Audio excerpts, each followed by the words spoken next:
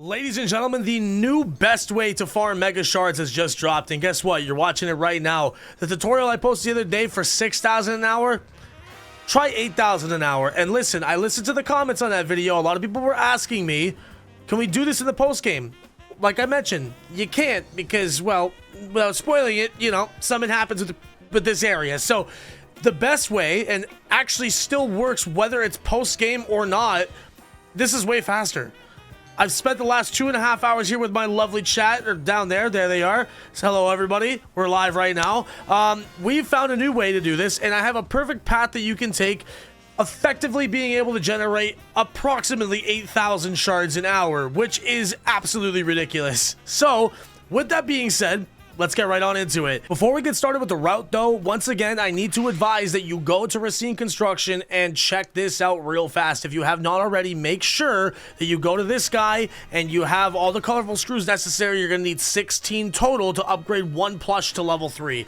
The pink one needs to be level 3. Of course, it doesn't have to be, but you will see a significant reduction in the amount of shards you will get in each run. So I highly advise to maximize it and do it the way I'm going to show you now. You're going to want this to be level 3. Take the time to get the screws. It's definitely worth it. But now, let's show you the route. So let's get into it. This is a very specific path, but if you follow this accurately, just like how I do, and honestly, most of you will probably do it better than me, you could even shave down more time off this. The best time, all the 3 trials that I've done for this, I got 8 minutes and 30 seconds, then I trimmed it to 8, and then I trimmed it down to 7 minutes and 30 seconds. So realistically, if you really do it flawlessly, you probably could get it to just under 7 minutes, and then who knows, even at that point, probably like 9,000 an hour. But besides the point, this is the path you're going to want to follow.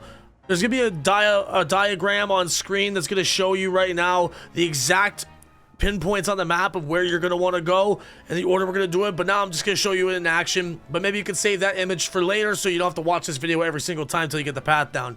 That being said, I'm going to start a timer on my phone now, and we're going to see exactly how long this takes. Like I said, I got it down to about 7.5 minutes. Let's just hope that it's pretty much flawless, and then we'll be pretty much good to go. You know what I'm saying? Hey, Chad, how we feeling?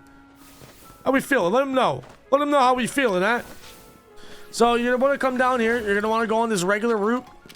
Walk through the building top, or the rooftops like this. Destroy all these.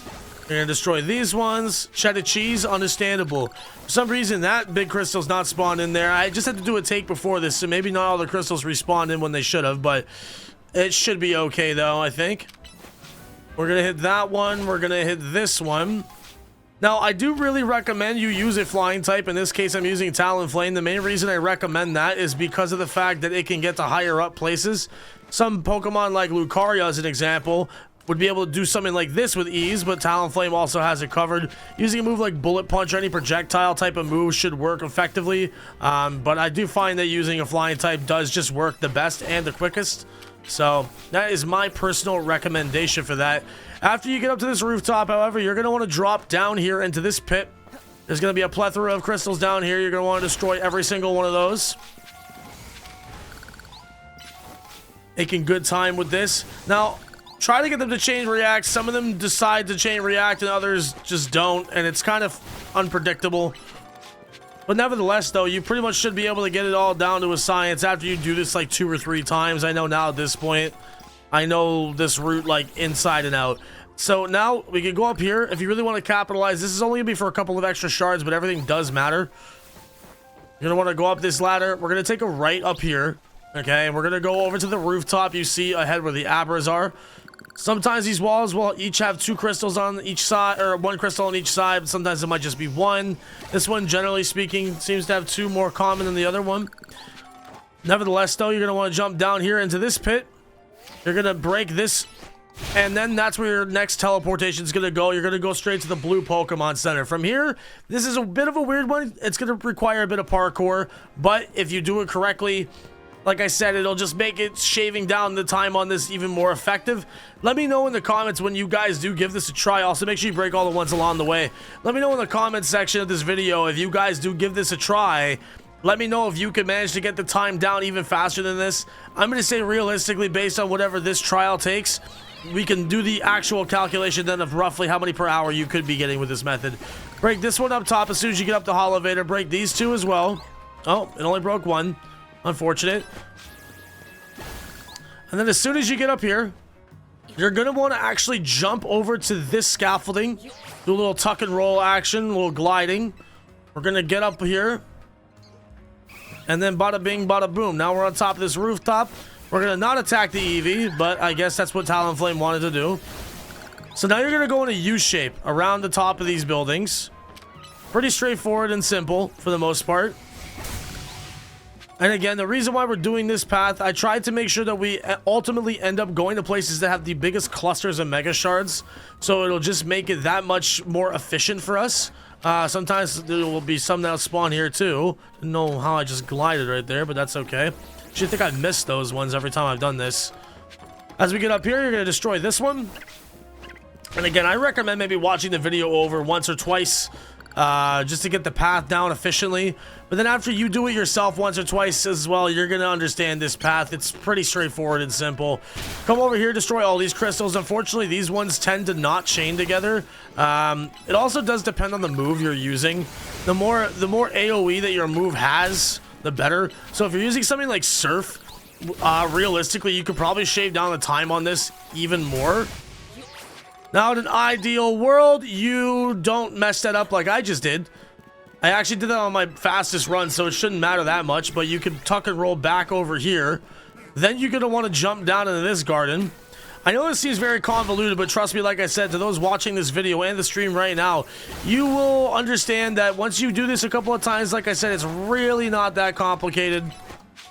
It's a little bit tedious and annoying, but the results will be well worth it. As you can see, the Mega Shards just stacking up on the side there. It's absolutely ridiculous how much you can get from doing this. Okay, and now, from this point, you can actually just teleport from here. I would recommend grabbing these two before we head off. Next place you're going to want to go, Wild Zone 9. This one is going to have multiple big clusters with the carbinks on the rooftop. This one, I specifically recommend you follow this exact path, because it will benefit you when it comes to hopping off of the roof later to the next location. Come over past the Sableye, go up this ladder. Okay, this is Wild Zone 9 once again. Takes us a second to get up to the rooftop. The first thing that you're going to do right as you get up here is you're going to want to go ahead and go over to the center island here, or the center rooftop. And let's just break all these crystals as fast as we possibly can. I mean, that is the goal. Oh, we got a lot of them with that one. Very good. Sometimes you'll get lucky if the attack hits correctly. Then from here, you're going to want to go ahead and come down this way. There is actually more over on that rooftop up there. Honestly, from the tests I've ran, you don't even need to do the ones up here. You're kidding me, right? So before I was really interrupted there, you can actually go up to this ladder as well. There is another ladder that can lead you up to this rooftop, and honestly, it's up to you if you want to do it. A couple of the trials I've done, the ones up here didn't actually really matter too much. But ultimately, you can get another couple of good clusters up here, which I would always recommend. Just get any of the ones that you can. From this area alone, I mean, we'll pause in a second to show you. As soon as we're done with this area, you'll see exactly how many we're at. And the final area we're going to go to is just going to seal the deal for you. Again, this is actually way more effective and way faster than the previous method I mentioned. Honestly, if you combine this before the post game, if you combine this with the method I already showed off in the last video, you genuinely could have a way faster result, but this is more so a route just specifically for those who are in the post game. Finally come up here. We're at just under 7 minutes for all of this, so we're making pretty solid time. This run's going to be a little bit longer, but like I mentioned, I have done this in less time than this. 7.5 minutes. I don't think we're going to beat that for this one. So let's go ahead and do this as fast as possible. Break all these. And also, I could have done a little bit better with my management of going up those ladders earlier, but it is what it is.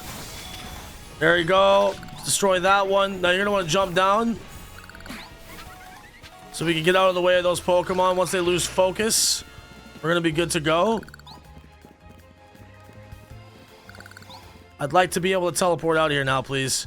This is also one of those things that you have to watch out for. If a Pokemon spots you like that, just run out of the wild zone. So this run's definitely going to be a little bit scuffed, a little bit slower, but it'll still work though, okay? Now, the last place you're going to want to go to is straight to Quasartico. We're going to go into the alleyway that's between, or like right next to Restaurant La Yeah. This one is going to be the big money hitter right here, okay? Now, if we just pause my timer real fast on this one, I'm just going to show you already from just doing that in the bag, we have 955. If you do all of those crystals I showed you, start that timer back up just so we're only counting for gameplay here. Use the quick attack right there. Then you got these walls that are just covered, absolutely littered in Mega Stones. Before you even get the chance to break all of them, you're already going to be at max. I mean, at this point, I'm literally at max already. And that was in 8 minutes and 12 seconds. As you can see right here, 8 minutes and 12 seconds. But like I said, I've done this in 7:30. I had a couple of mishaps there. Didn't min-max it. I didn't GDQ it. But all I could say is this. 8 minutes to get maxed out Mega Shards in your bag. You can do it in 7.5. That's my best time. Let me know in the comments if you can beat that. But here's the best part about it, right? Now you can go over to Quasartico since you're right here. And this is also a great method, not only, as we mentioned before, to get all the Mega Stones that you need in the game, but if you're post-gaming it, if you still need the Mega Stones, you could use it for that. But this is also a great method for buying candies, which is what I've been buying all of mine with. All these Mega Shards, you can use them to level your Pokemon up, obviously, or you can just use them to sell and make some money from that and then go buy the other Mega Stones you might need with that money. And then by the time that's all said and done and you've done that whole route, you can go back to Hotel Z, and we should find that when we go to the rooftop, that all of the Mega Crystals should be respawned by this point, because it takes 10 minutes of in-game time for them to respawn.